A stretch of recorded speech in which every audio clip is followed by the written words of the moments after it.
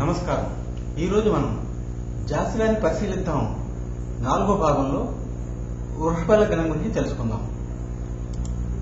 జాతకాన్ని పరిశీలిద్దాం మొదటి భాగంలో మనం 1/3/2017 తేదీ ఉదయం 6 గంటలకు హైదరాబాద్లో కుంభలగ్నంలో పుట్టిన జాతకాన్ని, రెండవ భాగంలో అదే రోజు ఉదయం 8 గంటలకు మీనలగ్నంలో పుట్టిన జాతకాన్ని, మూడో భాగంలో ఉదయం 10 గంటలకు మేష లగ్నంలో పుట్టిన జాతకాన్ని పరిశీలించాం. ఇప్పుడు మధ్యాహ్నం 12 గంటలకు అదే రోజు వృషభ లగ్నంలో పుట్టిన జాతకాన్ని పరిశీలిద్దాం. నవాంశ లగ్నం ఈసారి మిథున లగ్నం అయింది. నవాంశ లగ్నం వృషభ లగ్నం సమయానికి చంద్రుడు రేవతి నక్షత్రం 2వ పాదంలో సంచరిస్తున్నాడు కాబట్టి నవాంశలో చంద్రస్థానం మకర రాశి అయింది. ఇంతకుముందు 3 లగ్నాల్లో చంద్రుడు 1వ పాదంలో సంచరిస్తున్నాడు రేవతి, అప్పుడు ధనుసు లగ్నంలో ధనుసు నవాంశ చంద్రరాశి అయింది. ఇప్పుడు 2వ పాదం వెళ్ళాడు కాబట్టి ధనుసు నుండి చంద్రుడు మకర రాశి మారాడు. ఇక్కడ నవాంశలో మిగిలిన గ్రహాల స్థితిలో మార్పు ఏమీ లేదు. నవాంశలో కూడా అదే స్థితి ఉంది. వృషభ లగ్న జాతకంలో స్థిరత్వం ఉంటుంది, ఎక్కువగా ఉంటుంది. వారు ఉన్న చోటనే ఉండడానికి ఇష్టపడతారు, దూర ప్రదేశాలకు వెళ్ళడానికి ఇష్టపడరు. సొంత ఊళ్ళో ఉండడం వీరికి ఎక్కువ సంతృప్తిని ఇస్తుంది. వీరు చాలా సౌమ్యంగా ఉంటారు, కోపం త్వరగా రాదు. వీరు సుఖ జీవితానికి ఇష్టపడతారు. లలిత కళల యందు ఆసక్తి కలిగి ఉంటారు. చంద్రుడు రేవతి నక్షత్రం 2వ పాదంలో సంచరిస్తున్నాడు. రేవతి నక్షత్రానికి బుధ మహాదశ ప్రారంభమవుతుంది. అందువల్ల ఈ జాతకం కూడా వరుసగా ఇంతకు ముందు 3 లగ్నాల్లో లాగే బుధ, కేతు, శుక్ర, రవి, చంద్ర, కుజ మహాదశలు వరుసగా వస్తాయి. జన్మ సమయానికి ఉన్న బుధ మహాదశ శేషం 11 సంవత్సరాల 6 నెలల 12 రోజులు. మొత్తం దశాకాలం అయితే 17 సంవత్సరాలు. నక్షత్రంలో 4 పాదాలు ఉంటాయి కాబట్టి ఒక్కొక్క పాదానికి ఈ దశాకాలం 17 సంవత్సరాలు విభజిస్తే 4 సంవత్సరాల 3 నెలల దశ వస్తూ ఉంటుంది.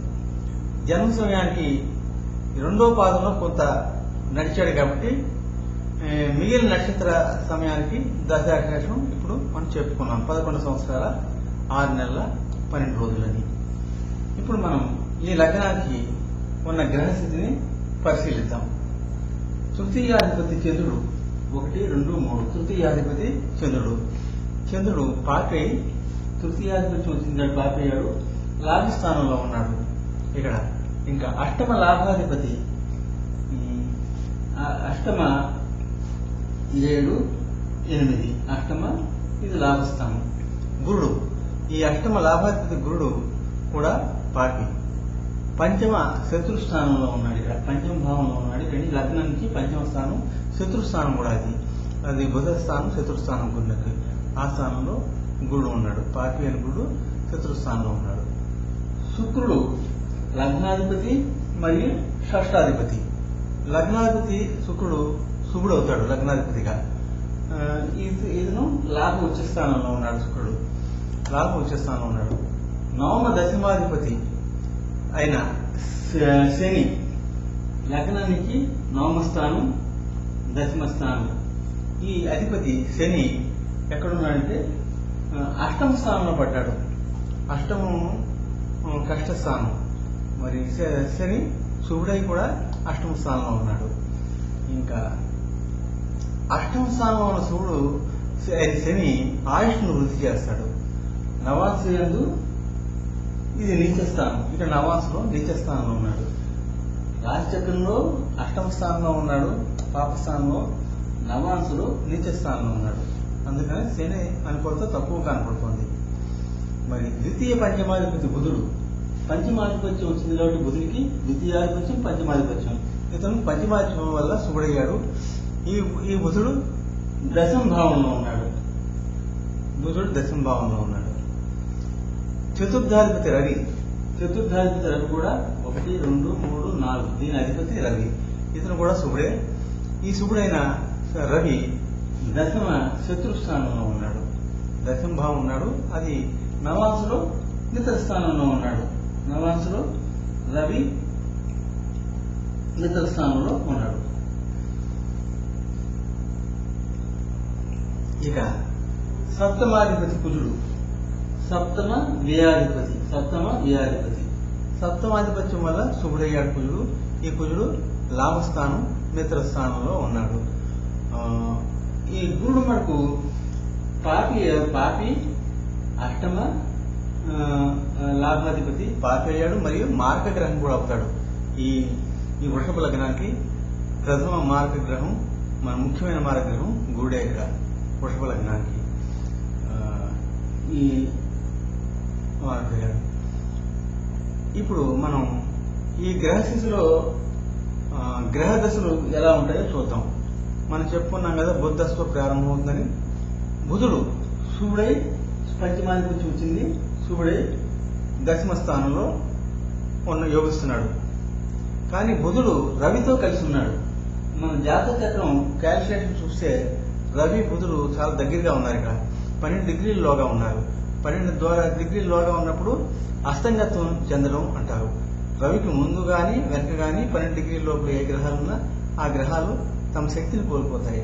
దాన్ని అస్తంగత్వం చెందడం అంటారు. ఇక్కడ ఈ రవికి చాలా దగ్గరగా బుధుడు అస్తంగత్వం చెంది ఉన్నాడు. నేను ఆ క్యాల్కులేషన్ కూడా రాయలేదు, మీకు చెబుతున్నాను ఇక్కడ. తర్వాత ఈ దశ అందువల్ల సామాన్యంగా యోగిస్తుంది, మరి ఎక్కువగా యోగించకుండా, ఎందుకంటే అస్తంగతం చేయడం వల్ల సామాన్యంగా యోగిస్తుందని మనం చెప్పచ్చు. తర్వాత వచ్చే దశ కేతు దశ. కేతు ఎక్కడ ఉన్నాడు?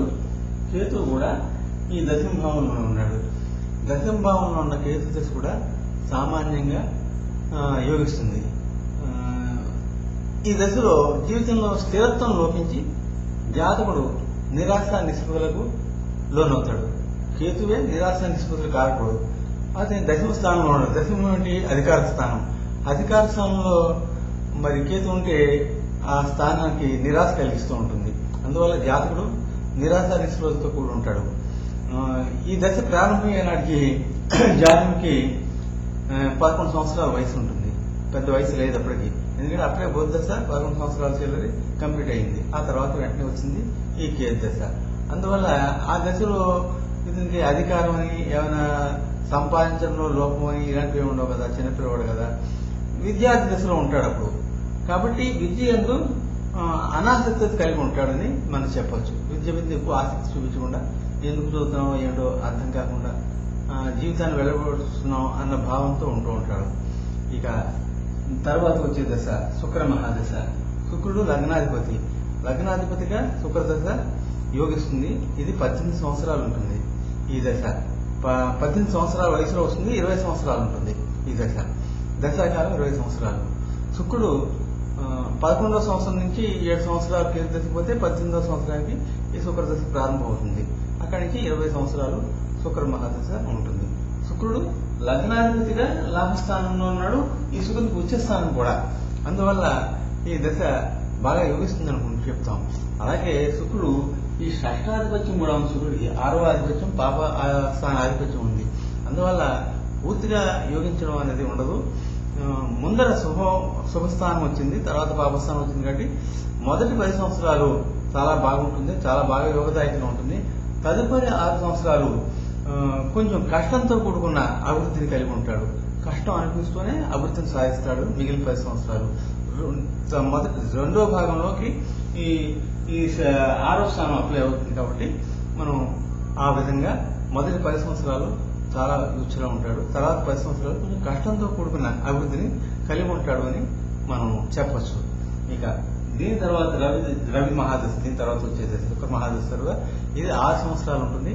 ఇది 38 సంవత్సరాల వయసులో వస్తుంది శుక్ర మహాదశ ఈ అబ్బాయికి. శుభుడైన రవి దశమ స్థానంలో ఉన్నాడు. కానీ దశమ స్థానం శత్రుస్థానం కూడా అయింది ఇతనికి. అయినా శత్రుస్థానంలో ఉన్న అనుకూలిస్తాడు. దశమ భావంలో శత్రుభావ స్థానం కాబట్టి అభివృద్ధిని ఆశించినంతగా వేగంగా జరగదు. మెల్లిగా వేగంగా ఉంటుంది కాబట్టి వేగం అనేది కనపడదు అభివృద్ధిలో. దశమ స్థానంలో ఉన్నా కానీ శుభుడై ఆ దశమ స్థానం చతుర్థానం అవడం వల్ల వేగవంతమైన అభివృద్ధి లేకుండా సామాన్యంగా అభివృద్ధి ఉంటూ ఉంటుంది. దశమ భావంపై దశమాధిపతి శని దృష్టి కూడా ఉంది. శని కూడా ఈ దశమాధిపతి దశమ భావాన్ని చూస్తున్నాడు కాబట్టి దశమ భావం అధికార భావం, ఉద్యోగం, వ్యాపారం ఏదైనా అనుకూలంగా ఉంటుంది. కానీ అది మరీ వేగవంతంగా ఉండదు అని చెప్పుకోవచ్చు. సామాన్య స్థాయిలో నడుస్తూ ఉంటుంది అభివృద్ధి. దశమ భావం అనుకూలించి జాతకుడు అభివృద్ధిలోకి వస్తాడు అని మనం చెప్పవచ్చు. ఇక్కడ ఇంకా తర్వాత దశ చంద్ర మహాదశ. ఈ రవిచంద్ర దశ వచ్చేది చంద్ర మహాదశ. ఇది 10 సంవత్సరాలు ఉంటుంది ఈ చంద్ర మహాదశ. ఇది రామారావు 44 సంవత్సరాల వయసులో ఇతనికి ఈ జాతకం ప్రారంభమవుతుంది. అక్కడి నుంచి 10 సంవత్సరాల 54 సంవత్సరాల వరకు చంద్ర మహాదశ నడుస్తుంది.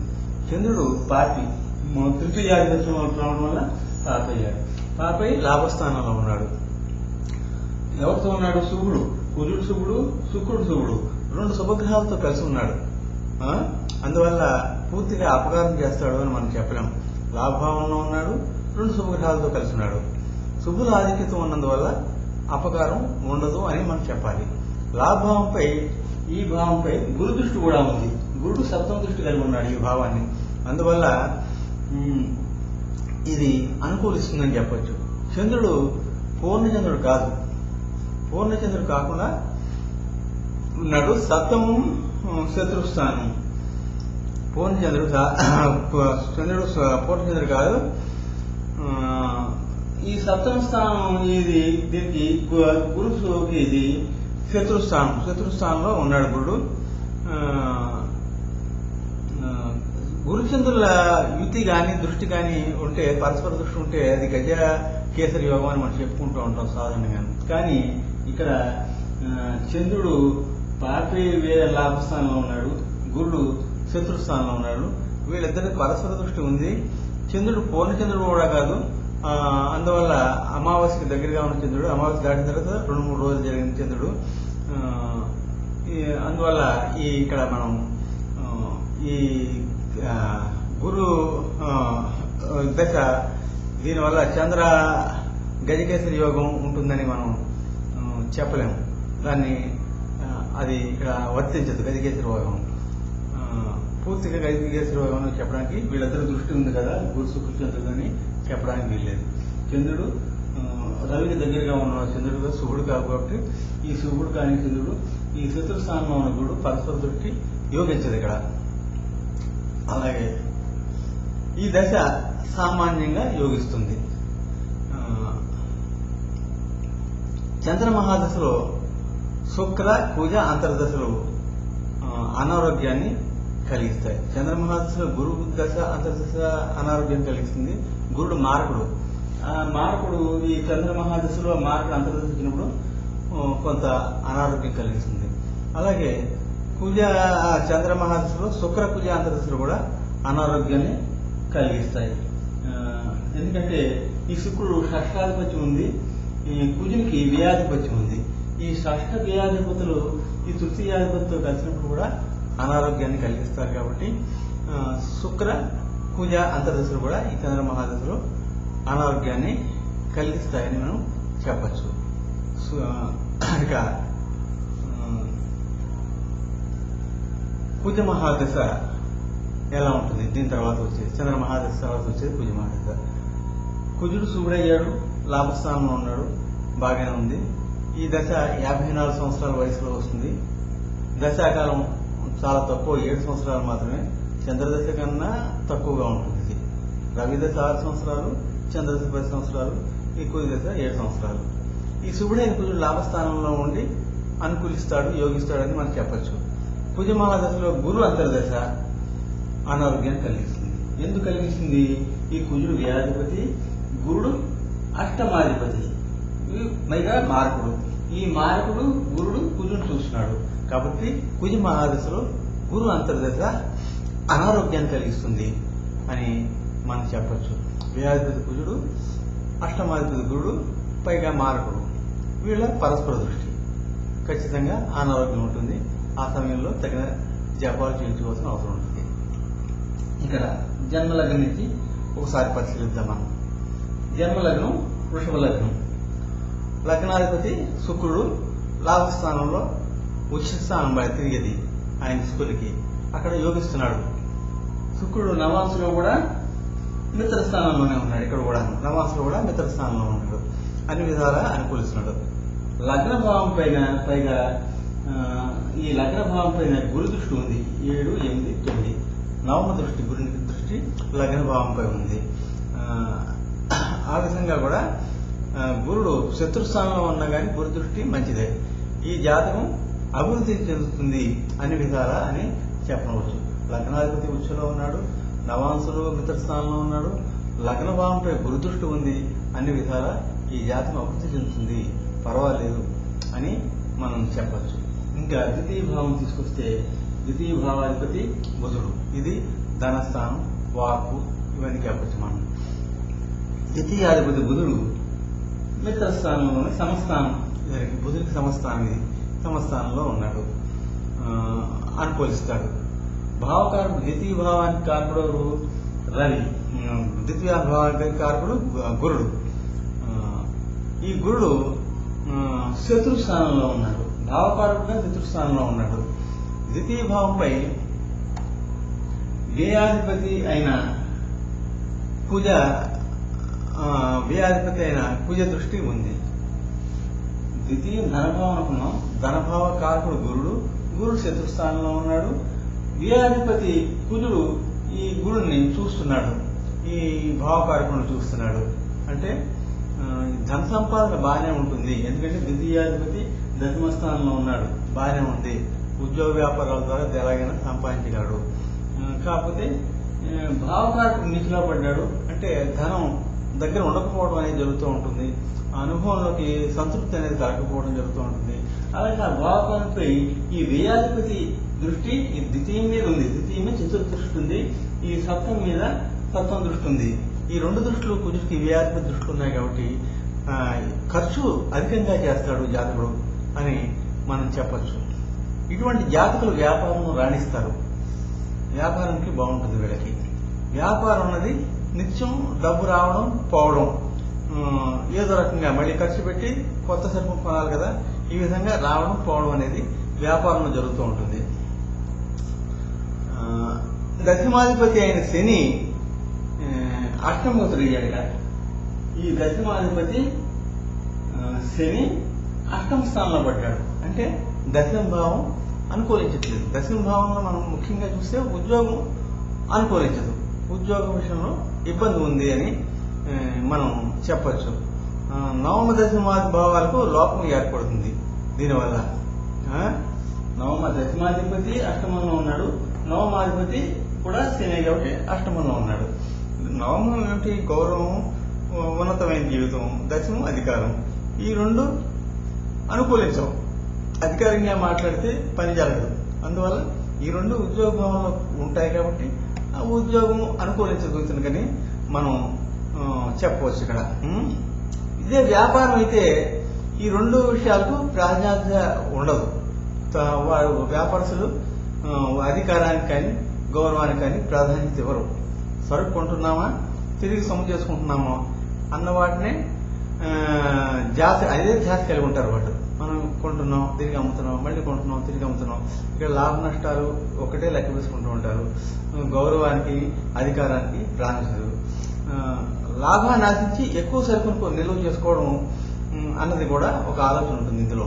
లాభాన్ని ఆశించి ఎక్కువ సరుకు, ఈ ఆలోచనలో సంపాదన ఎలా ఉన్నా పెట్టుబడి రూపంలో ఖర్చు అధికం అవుతూ ఉంటుంది. అందువల్ల ఈ వ్యయాధిపతి దృష్టి ధనస్థానం మీద ఉండటం, ఈ ధన భావకారంగా ఉండటం అంటే ఖర్చు ఎక్కువ పెట్టడం అనేది జరుగుతుంది. కాబట్టి వ్యాపారంలో సహజంగా ఖర్చు ఎక్కువ పెట్టడం జరుగుతూ ఉంటుంది.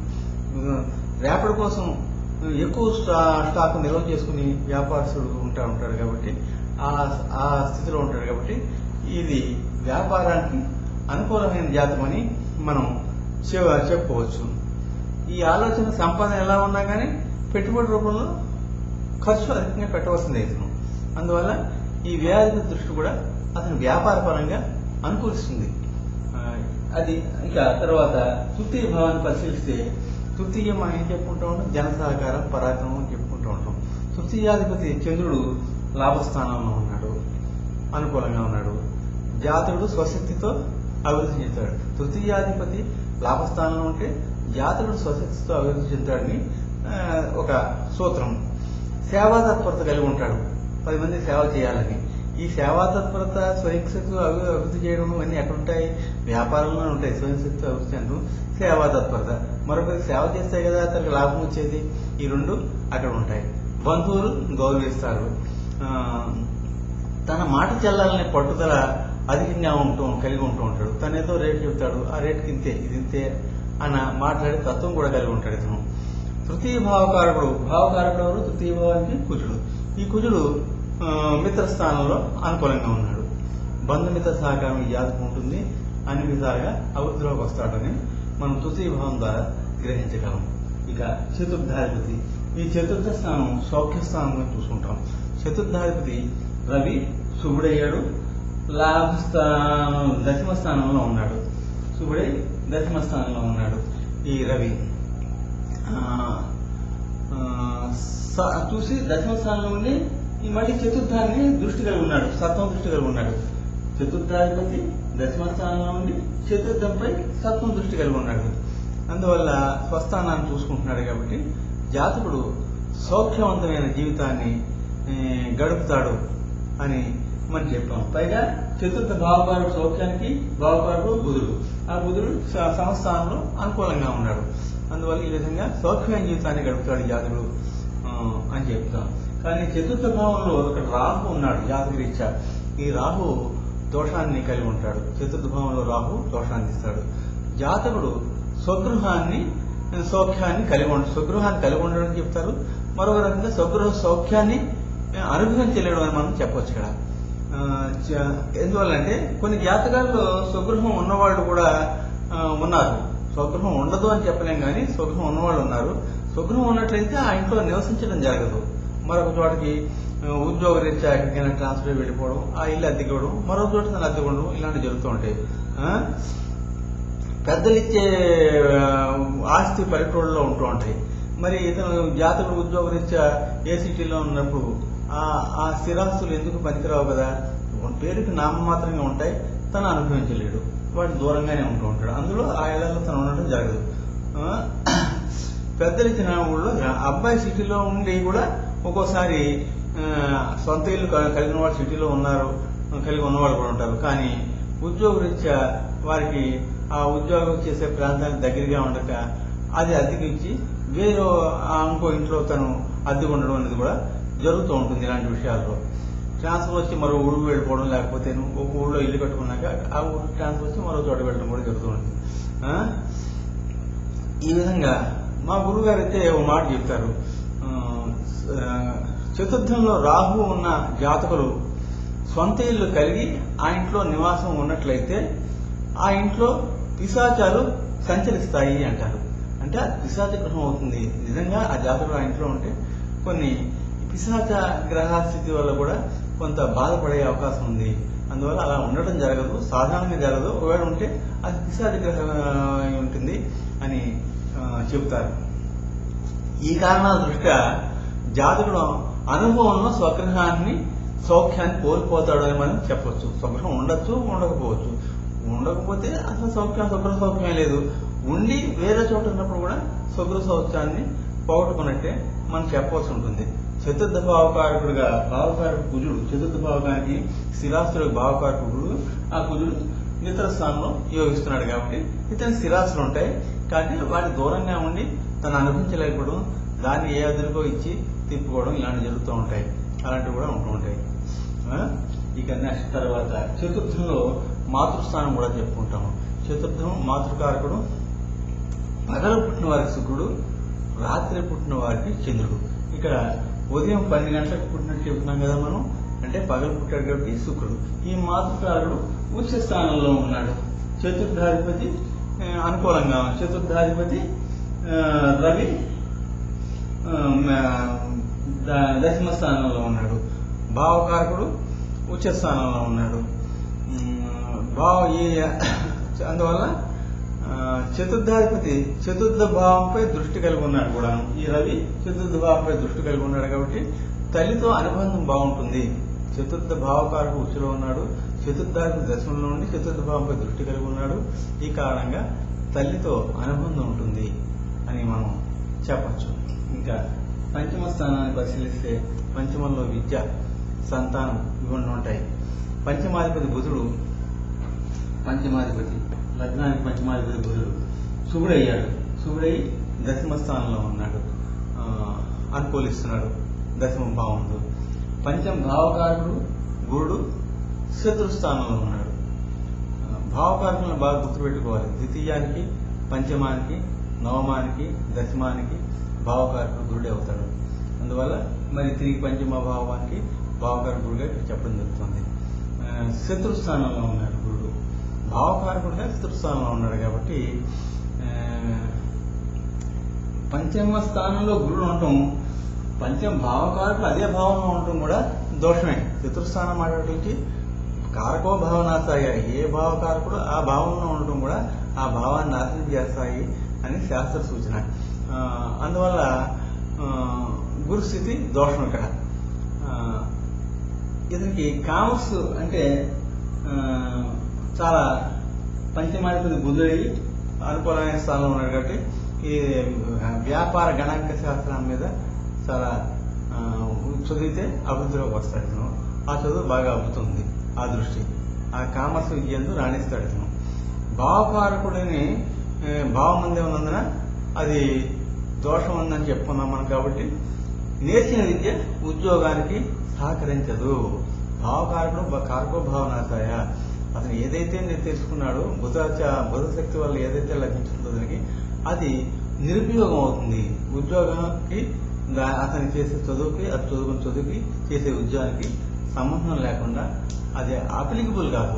తను నేర్చుకున్నది ఎక్కడ ప్రాక్టికల్ అప్లై చేయడానికి అవకాశాలు లభించవచ్చని కానీ మనం చెప్పవచ్చు. సంతాన వైఫల్యాలు కూడా ఉంటాయి. ఎందుకంటే భావకారుడు పంచమ స్థానంలో ఉండటం కూడా సంతాన వైఫల్యాలు ఉంటూ ఉంటాయి. కొంతమంది పిల్లలు పోవడం కానీ ఏదైనా జరగచ్చు. సంతానం కలిగి ఉండకపోవడం అనేది ఒక విధమైన వైఫల్యం, సంతానమే లేకపోవడం. సరే, సంతానం ఉన్నప్పుడు ఏమవుతుంది, కలిగిన సంతానం జాతకునికి సహకరించకపోవడం మరొక విధమైన వైఫల్యం. అంటే ఆ సంతానంతో అతనికి సరైన అనుబంధం ఏర్పడదు. ఆ సంతానం అతనికి ముందు జీవితంలో సహకరించే స్థితి ఉండదు అని మనం ఇక్కడ చెప్పుకోవచ్చు. ఈ విధంగా సంతానం ఉంటే ఒక బాధ, లేకపోతే మరొక బాధ. ఈ రెండిట్లో ఏదైనా జరగచ్చు. సంతానం పూర్తిగా లేకపోవచ్చు, ఉన్నా ఆ సంతానం సహకరించకపోవచ్చు. భావకారకుడు అందులో ఉండడం వల్ల. ఇక ఆరో స్థానం షష్టం. ఇది షష్టం ఏంటంటే కాంపిటేటివ్ స్పిరిట్, పోటీతత్వం చెప్పేది. రోగాలు, శత్రువు నాశనం, ఇవన్నీ ఆరో స్థానంలో. అంటే మనకి శత్రువులు ఉంటే శత్రువుల మీద విజయం సాధించడం కానీ ఓడిపోవడం కానీ, రోగాలుంటే ఆ రోగం మీద విజయం సాధించడం కానీ ఆ రోగాన్ని లోబడి ప్రాణం పోగొట్టుకోవడం కానీ, రెండు మంచి చెడు రెండు అందులో ఉంటుంటాయి. మనకి ఆ స్థానం సహకరిస్తే విజయం సాధిస్తాం, సహకరించకపోతే ఓడిపోతాం. ఇక్కడ ఆరో స్థానం అధిపతి శుక్రుడు. ఈ శుక్రుడు ఉచ్చ స్థానంలో ఉన్నాడు, బాగుంది. భావకారకుడు ఆరో స్థానం భావకారకుడు కుజుడు కూడా ఇతర స్థానంలో ఉన్నాడు.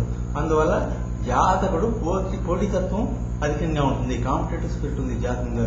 అంటే ఏదైనా ఏ వ్యాపారమైన ఉద్యోగమైనా సరే పోటీతత్వంతో ముందుకు దూసు వెళ్ళగలరు. ఉద్యోగ వ్యాపారాల్లో రాణించడానికి ఎక్కువ అవకాశం ఉంటుందని మనం చెప్పచ్చు. ఇది సహకరిస్తుంది. ఇక సప్తమ స్థానం వైవాహిక జీవితం పురుషుల విషయంలో. సప్తమాధిపతి కుజుడు శుభుడై లాభస్థానంలో ఉన్నాడు, బాగానే ఉంది. వివాహ భావకారకుడు పురుషులకి శుక్రుడు ఉచ్చ స్థానంలో ఉన్నాడు, చాలా బాగుంది. అందువల్ల జాతకుడు సౌఖ్యవంతుడు వివాహ జీవితం కలిగి ఉంటాడని మనం చెప్పచ్చు. అనుకూలమైన భార్య కలిగి ఉంటాడు. ఇక స్త్రీ విషయం వచ్చేసరికి అష్టమ భావాన్ని పరిశీలిస్తాం. అష్టం భర్తృకారకుడు ఎవరంటే గురుడు, భర్తృస్థానం అష్టమం. ఈ అష్టమాధిపతి గురుడు కారకుడు, ఆ స్థానాధిపతి ఇద్దరు కూడా గురుడే. ఇక్కడిక గురుడు పంచమ భావంలో ఉన్నాడు, పంచమంలో అనుకూలిస్తాడు. పంచమం శత్రుస్థానం అయినప్పటికీ శుభత్వాన్ని ఇస్తాడు. గురుడు తీవ్రమైన అపకారం కలిగించడు. నవమ లాభ లగ్నాలపై గురు దృష్టి ఉంది. గురుడు ఇక్కడి నుంచి 5వ స్థానం అంటే లగ్నం నుంచి 9వ స్థానం, ఇది తర్వాత 9వ స్థానం 7, 8, 9 ఈ లగ్న భావంపై కూడా గురు దృష్టి ఉంది. నవమ లాభభావంపై లాభస్థానం సప్తమ దృష్టి కూడా ఉంది కదా, ఈ లాభస్థానం మీద కూడా గురు దృష్టి ఉంది. అందువల్ల అనుకూలిస్తాడు. 3 స్థానాలపై సౌఖ్యవంతమైన వివాహ జీవితాన్ని కలిగి ఉంటారని మనం స్త్రీల విషయంలో కూడా చెప్పచ్చు. దోషం కాదు ఇక్కడ అని. ఇక నవమాధిపతి, ఈ నవమ స్థానాధిపతి అష్టమగతుడు అయ్యాడు. నవమభావం మనం పితృభావం అని కూడా చెప్పుకుంటూ ఉంటాం. పితృభావం, అదృష్టం, పూర్వజన్మ పుణ్యఫలం ఇవన్నీ. ఈ నవమాధిపతి అష్టమ స్థానంలో ఉన్నాడు. అష్టమ భావంలో అయ్యాడు. అష్టమ భావగతుడు అయ్యాడు. భావకారుడు, నవమభావకారకుడు, పితృకారుడు పగలు పుట్టిన వారికి రవి, రాత్రి పుట్టిన వారికి శని. ఇక్కడ ఇతను పగలు పుట్టాడు కాబట్టి రవి పితృకారకుడు. ఎక్కడ ఉన్నాడు? శత్రుస్థానంలో ఉన్నాడు. నవమాధిపతి అష్టమంలో పడ్డాడు, భావకారకుడు శత్రుస్థానంలో ఉన్నాడు. అందువల్ల తండ్రితో అనుబంధం లోపించింది అని మనం చెప్పాలి. తండ్రితో సత్సంబంధాలు కలిగి ఉంటాడు ఈ జాతకుడు. తల్లితో అనుబంధం బాగుంది. ఇంకా దశమ స్థానం చూద్దాం. దశమాధిపతి శని. దశమాధిపతిగా కూడా శని అష్టమ స్థానంలో ఉన్నాడు. చతుర్థ పంచమాధిపతులు రవి, బుధుడు దశమ భావంలో ఉన్నారు. చతుర్థ పంచమాధిపతులు దశమ భావంలో ఉన్నారు. భావకారకులుగా బుధ శనులు అనుకోవడం. దశమ భావానికి కారకులు ఎంతమంది? 4. రవి, బుధుడు, శని, గురుడు. రవి శత్రుస్థానంలో ఉన్నాడు, గురుడు శత్రుస్థానంలో ఉన్నారు. ఇద్దరు అనుకూలత లేదు. బుధుడు సమస్థానంలో అనుకూలిస్తున్నాడు, ఈ శని మిత్రస్థానంలో అనుకూలిస్తున్నాడు. శని బుధుడు అనుకూలంగా ఉన్నాయి. అంటే బుధ అనుకూలత వల్ల ఏదైనా తెలివితేటతో వ్యాపారం నిర్వహించగలడు. శని అనుకూలత ఉండడం వల్ల శ్రమించి పని చేసి సంపాదించగలడు. 2 శ్రమ, తెలివితేటలు ఉన్నాయి. బుధ అక్కడ లోపించింది. గురు ఎక్కువ జ్ఞానంగా ప్రవర్తించడం, గౌరవమైన స్థితి కోల్పోవడం, అధికారం ఉండకపోవడం. గురు రవి ఈ కారణం వల్ల ఆ 2 అనుకూలించట్లేదు. మనం ముందుగా చెప్పేసుకున్నాం, మనం ఇతనికి వ్యాపారం అనుకూలిస్తుందని. అది ఇక్కడ మరోసారి నిరూపణ అవుతుంది మనకి. వ్యాపారంలో అధికార తరపు కన్నా నమ్రత, మాటకారితనం కావాలి. వ్యాపారంలో అధికారం చెలాయిస్తానంటే ఆ వ్యాపారస్తుడు అభివృద్ధిలోకి రాడు. బాగా నమ్రతగా ఉండి గౌరవంగా మాట్లాడుతూ తెలివితేటతో మాటలు వాడడంలో తెలివితేటలు కలిగి ఉండి మాటకారితనం ఉండి ఉన్నప్పుడు వ్యాపారం అభివృద్ధిలోకి వస్తుంది. ఆ 2 శని బుధ కారకత్వాలు 2 వ్యాపారం కనిపిస్తాయి కాబట్టి శ్రమించి పని చేయాలి, మాటకారితనం ఉండాలి. ఈ 2 ఈ జాతకు ఉన్నాయి కాబట్టి వ్యాపారంలో అభివృద్ధిలోకి వస్తాడని మనం మరొకసారి ఈ విధంగా కూడా మనం చెప్పచ్చు. మీరు ఒక ప్రశ్న అడగచ్చు, ఏంటంటే జాతకుడు ఉద్యోగం చేస్తాడా లేక వ్యాపారం చేస్తాడా అన్నది చెప్పలేరా అని. మీరు వ్యాపారం ఇస్తే బాగుంటుందండి, ఉద్యోగం అనుకూలంగా ఉండకపోవచ్చు అంటే అసలు ఉద్యోగం చేస్తాడా వ్యాపారం చేస్తాడా నిర్ణయాత్మకంగా చెప్పలేరా మీరు అన్న ప్రశ్న మీకు కలగచ్చు. అంటే జాతకాన్ని ఎందుకు తెలుసుకోవాలనుకుంటున్నాం? మనం తప్పుదారిలోకి వెళ్లకుండా జీవితాన్ని సరి చేసుకోవడానికి మనం జాతకం తెలుసుకునే ఉద్దేశం.